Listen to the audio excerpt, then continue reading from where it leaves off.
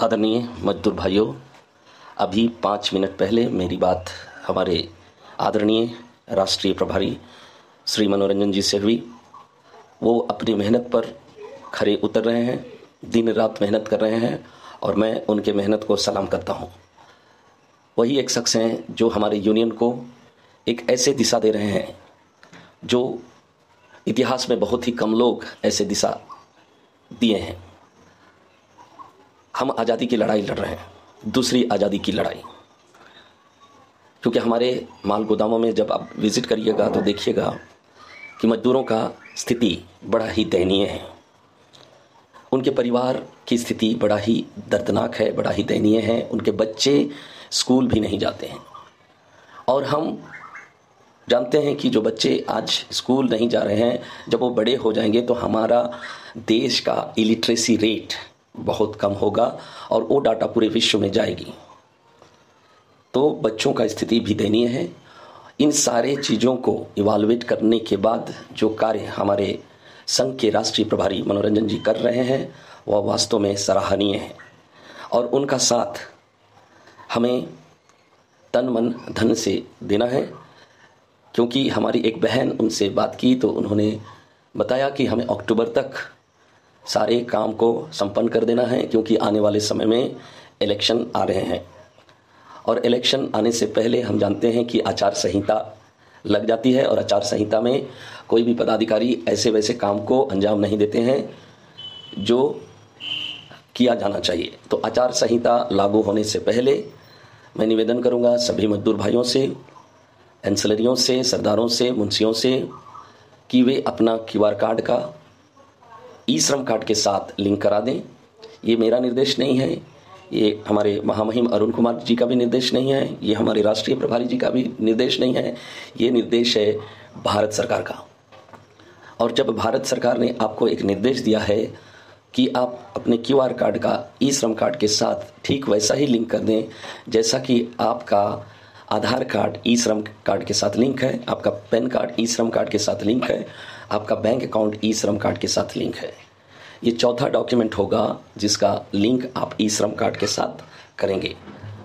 तो यही सारी बातें आज अभी 5 मिनट पहले हमारे प्यारे भाई और दोस्त, साथ ही साथ राष्ट्रीय प्रभारी जिससे मेरी बात हुई, एक बीड़ा उन्होंने उठाया है। उस बीड़ा को वो अंजाम देने की कोशिश कर रहे हैं और उस अंजाम को सफल बनाने के लिए आप सभी मजदूर भाइयों, एंसेलरी भाइयों, बहनों और सरदार, मुंशी इत्यादि का सहयोग अपेक्षित है। आप सहयोग करेंगे। लिंक कराने का काम जितना जल्दी हम कर पाएंगे उतना जल्दी हमारा शिफ्टिंग होगा, क्योंकि लिंक कराने का निर्देश भारत सरकार का दिया हुआ आदेश है। It is the order of government of India. Therefore, without delay, we have to link our QR card with eShram card, as we have linked our Aadhaar card with eShram card, PAN card with eShram card, and our bank detail is also linked with eShram card.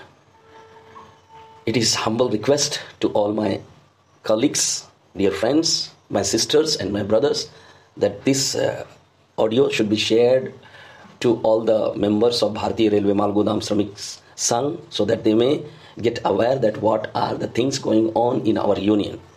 If they will share it, definitely we will finish the task that is given by the government of India within prescribed time.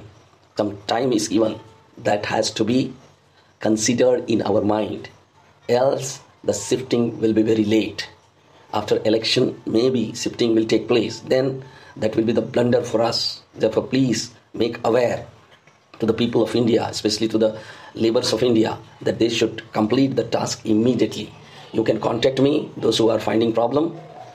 जो वो लोग मुझे contact करेंगे जो कई समस्याओं से जूझ रहे हैं और उन समस्याओं को मुझे लिखा देंगे, क्योंकि मैं 12 तारीख के बाद हमारे मनोरंजन जी आ रहे हैं और मैं उन रिपोर्ट को, कई रिपोर्ट मुझे सौंपने हैं, उन रिपोर्ट को सौंप दूंगा और जल्द से जल्द आपकी हर एक समस्याओं का समाधान हो जाएगा। इन्हीं आशा के साथ मैं सभी मेरे परिवार के सदस्यों को, जो कि BRMGSS के सभी लोग मेरे परिवार हैं, जिनमें बहनें हैं, बहनों का जज्बा देखता हूं तो मैं बड़ी भावुक हो जाता हूं कि हमारी यूनियन में बहनें हैं जो बहुत ज़्यादा बढ़ चढ़कर भाग लेती है, लिंक कराने में लोगों को जागरूक कर रही है, और ये परिवार केवल नहीं संभाल रही है बल्कि लिंक कराने में भी लोगों को जागरूक कर रही है। मैं तहे दिल से अपनी बहनों को जो PRMGSS से जुड़े हैं उनको धन्यवाद देता हूं, और मैं कोशिश करूंगा अपने चैनल के माध्यम से हो, यूट्यूब चैनल के माध्यम से हो, या अन्य यूट्यूब चैनल हैं जहां पर मेरे वीडियोस अपलोड होते हैं, मैं उनका भी धन्यवाद देता हूं।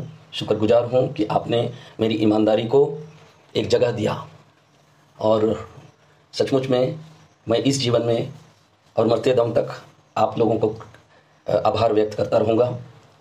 और ये सौभाग्य है कि मैं भारतीय रेलवे माल गोदाम श्रमिक संघ की आवाज़ बनकर आप लोगों का दर्द को मैं मीडिया के माध्यम से उठाता हूँ।